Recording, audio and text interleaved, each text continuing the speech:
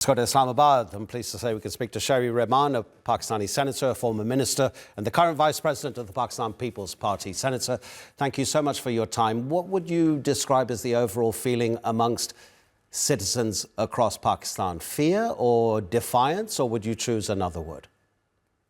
Thank you very much. I think Pakistan, the one thing I can use, the one word I can use to describe Pakistan right now is unity and a great deal of solidarity with the standing government and army, the military forces of Pakistan, which have been defending our sovereignty, our borders, our territory, and our people. So this is one thing that I think describes Pakistan today.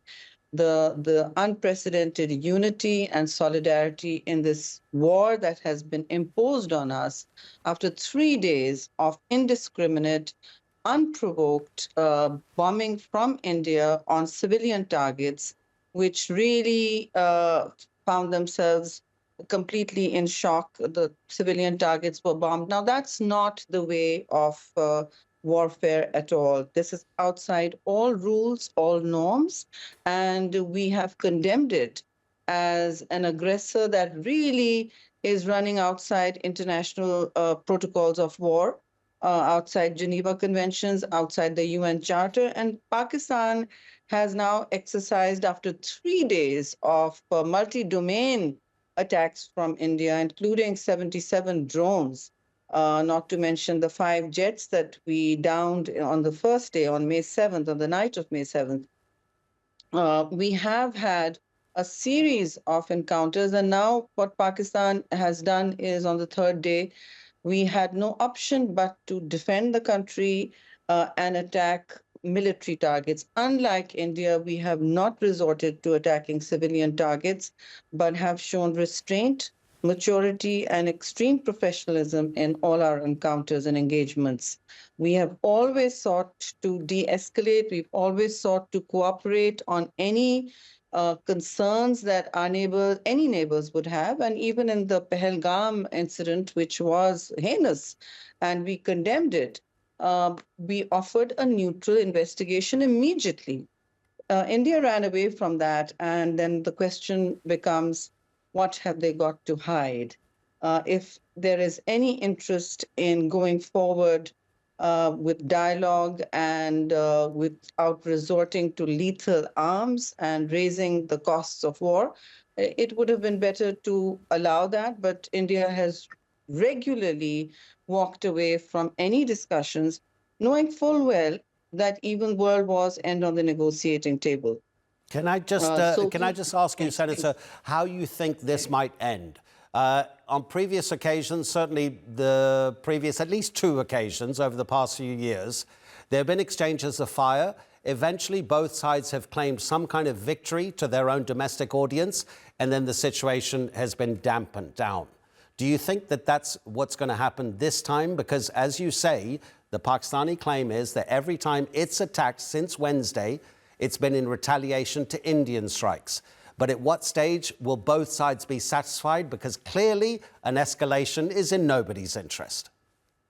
Absolutely. We're very clear that an escalation is in nobody's interest, and we have been saying this in the past. However, any discussion to de-escalate has been viewed as weakness by India. They have launched a fake news war against us as well. I mean, we woke up one morning to hear that, well, Pakistan had been erased from the map in the Indian media.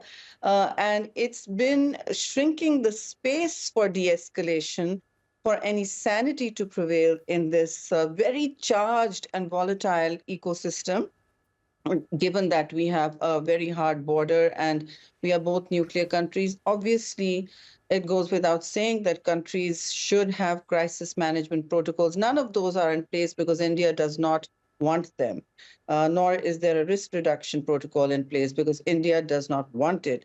Now, any efforts by the international community to take this forward to a logical end game will obviously involve speaking to both sides. It can't be Pakistan alone, which is constantly suing for peace, although our doors always remain open for discussion and negotiations.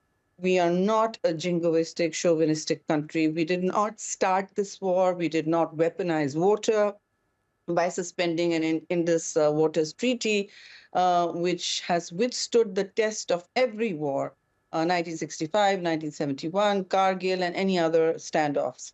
So this is obviously a time for the international community to think about how far India has gone and what off-ramps are available.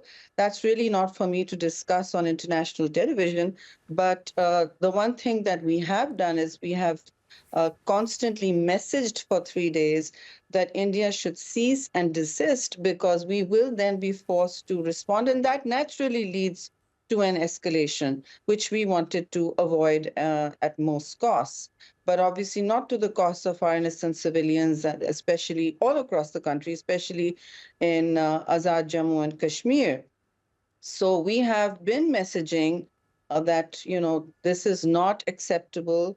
I think the Indians made a grave miscalculation in their military calculus of Pakistan's conventional capacity to deter them. And I think we have clearly proved, at least the Pakistan Air Force and our military has responded very professionally and very strategically. At the 5 jets that were downed, uh, we could have downed several more. We were all told that, and we were in a position to do so, but did not because we chose not to escalate at that point. Sure. Senator, do you mind if I interrupt you again? Yes. Because I'd really Sure, like to sure, ask sure. you Please. a question that goes beyond the current tensions, because this could be an issue that Pakistan has been considering, and it's a question of politics and identity.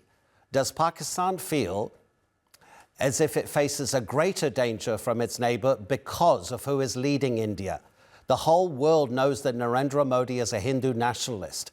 Does that nationalism disturb Pakistan? Have tensions been rising since Modi became prime minister many years ago now? That's right. That's an excellent question. Obviously, the Modi regime's fundamentalism has redefined the atmosphere in the subcontinent.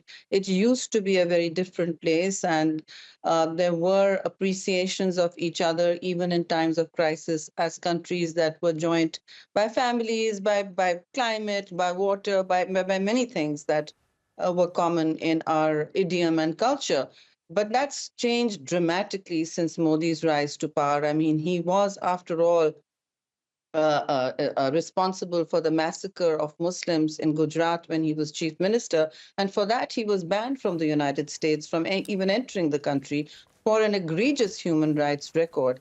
However, now he's valorized. Be that as it may, for Pakistan, it's been a watershed in terms of our bilateral relations because India has redefined its entire identity from at least avowedly secular from Nehruvian times to one that is aggressively and now very violently fundamentalist and exclusionist. I mean, Muslims live in fear in India, whereas we do our best to ensure that all our religious minorities are protected and empowered and you'll hear from, especially from Pakistan's Hindus, you'll be hearing very loud voices holding up the flag, and the patriotism is very real, both in our parliaments from religious minorities, whereas towards Pakistan, whereas that is not the case in India. Muslims are now afraid to speak. They're the victims of extreme, grisly pogroms where they are,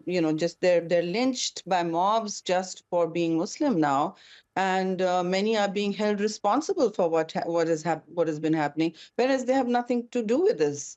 And innocent civilians have become, especially those that are vulnerable by their religious identity, have become part of a sustained exclusionary agenda of this Modi regime. Right. The way they tried to change the status of disputed, illegally occupied Jammu and Kashmir is a case in point.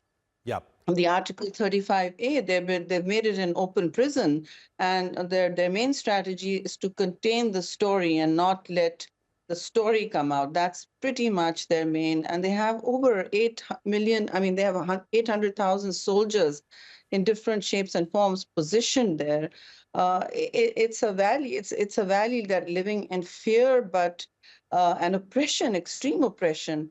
But Pakistan has diplomatically supported that. This is the oldest dispute on the UN books, and until I feel, and my party feels, as does the government, and my chairman Bilawal Bhutto Zardari feels, who's been the former foreign minister, as does the prime minister of the country now, that we have, if we go forward, these kind of crises will keep erupting until the Kashmir dispute is resolved to the satisfaction of all parties, including the Kashmiris on both sides, in what is known as a just peace. Sure. Senator Sherry Rahman, we've spent a long time talking. It's highly unusual for a news bulletin, but really interesting to hear your thoughts. Thank you so much for your time. Appreciate it.